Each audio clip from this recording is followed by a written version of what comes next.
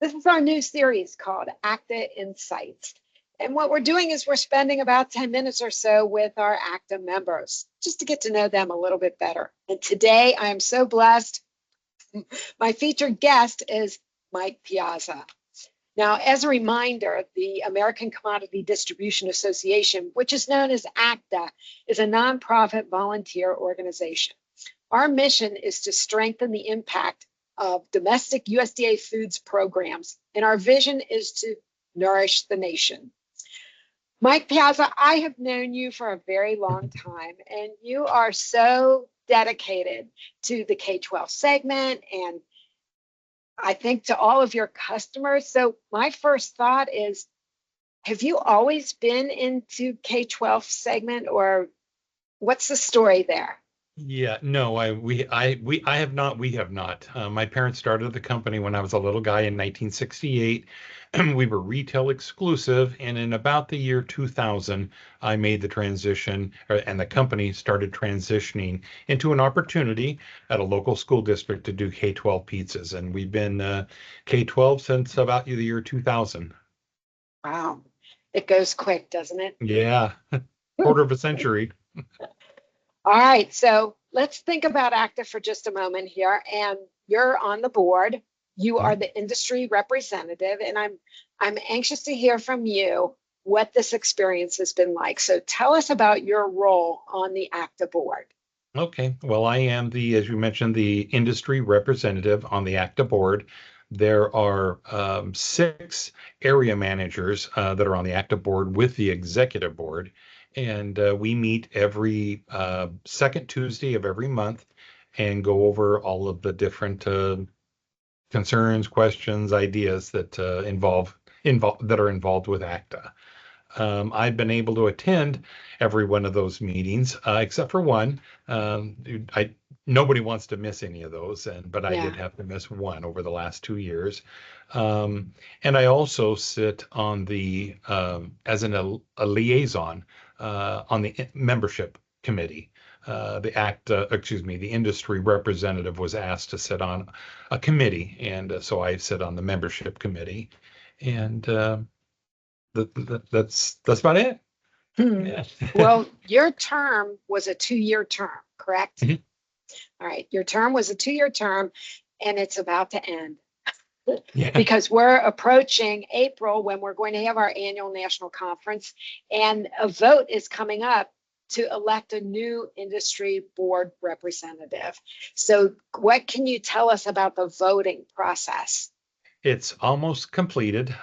Within probably the next day to 3 days maximum, industry should be receiving an email blast that will allow us to vote for a new industry representative and other executive board members. Industry will vote for executive board people if their positions are open. Obviously, my position, which I'll be vacating, and we will not be participating in voting for any of the other 5 associate members, state, allied, ag, and it will be one vote per company, not per individual. So each Okay. industry company will have one vote for this position. That's good to know. To the extent that if you receive an email regarding the ballot and who's Mhm. running, then you need to get with your colleagues within your company so Correct. you can determine who is going to cast the vote for your organization. All Yes. right. Well, good luck to all those who are running. And it's such an incredible experience being on the board. I'm really proud of you for stepping up and being our representative these past 2 years. So you mentioned being also on the membership Mhm. committee. What was that experience like? Um, Honestly, it was amazing. When I first got asked to be on there, I thought membership committee, what could they do? They do an absolute ton. And Jose was heading that up before, and now the Alicia from Bakecrafters is the head on that committee. And what they do is amazing. What they've accomplished is amazing. I've learned a ton just sitting back and watching, participating a little bit when I've been asked to, but the job that they do, it's amazing. It Hmm, just I was shocked. hmm. I And like when the you're talking, idea. you're talking over 2,200 members. So there's a lot of reorganization that's been involved there. We had over 250 new members come in last year, so there was a ton of reorganization Wow. dedicated to that. Well, I can Yeah, imagine. But I yeah, love the idea that the board members, they're also asked to be on the various committees, of which there are many. And then that way it sort of ensures that there's information flowing both from the board and to the board about the activities happening in all of these exactly. committees. So thanks for doing that. Yeah. All right. So you've attended a lot of conferences in your day. And, Mhm. it's time again for the ACDA conference, which is coming up in April, the 13th through the 16th in New Orleans. And I'm just curious, why do you go to the ACDA conference each and every year? But to be honest, when I was younger, I used to look at the ACT conference, I hate to say this, as a sales opportunity. Like, oh, I'm going to see lots of RAs, and that's what I looked at it as, as a sales opportunity.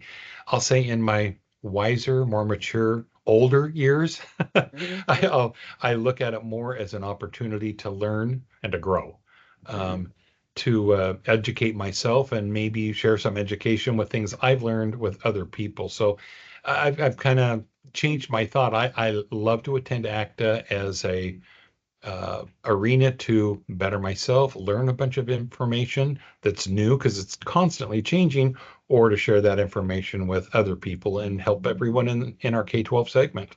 Mhm. Don't you feel like, you know, as much as you think you need to know more. There's Yeah, always something changing or some new development to the extent that, oh my gosh, I need to check this out. I need to get this understood a little bit better.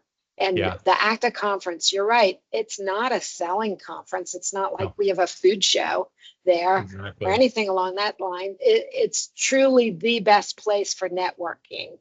And just exactly. listening to the sessions being delivered from USDA or from a variety of stakeholders, whether they're state agency or brokers or distributor partners, industry partners, and listening to all the different voices, it helps you connect the dots in your Yep. brain. I remember last year I ran into a state agency person at an escalator. And I had a question for her. So I saw her and Mhm. I went and asked her the question. We stood there for an hour and I could probably list off 12 things I learned that I had no information about that was very valuable to me. So you're right. That networking, it's unbelievable at the ACTA conference. Well, I'll certainly see you then. Now, is there anything else that you want to share with our audience today? I would just encourage everyone to get involved with ACTA. I will. I'll just say that I will hesitantly admit I was asked a couple different times to get involved, and I said no. I said no, and people wouldn't let up on me, and I finally reluctantly said yes. I am so glad I said yes. I can honestly say I have learned more in the last 2 years than I've learned in any other 2 year period of my life. the Wow. the I just there is just so much information. Everybody in this organization is so helpful and so willing to teach you information that I just encourage everyone get involved with ACTA. You're going to learn and grow an absolute ton. Mhm. Great. I'm so grateful you did that, Mike. Yeah. All right. Well, to learn more about ACTA, please visit our website at www.commodityfoods.org or contact us at info@commodityfoods.org. Thank you for your time today listening to ACTA Insights. Thank you, Mike Piazza, and thanks to all our members. Enjoy your day, everyone. Bye bye.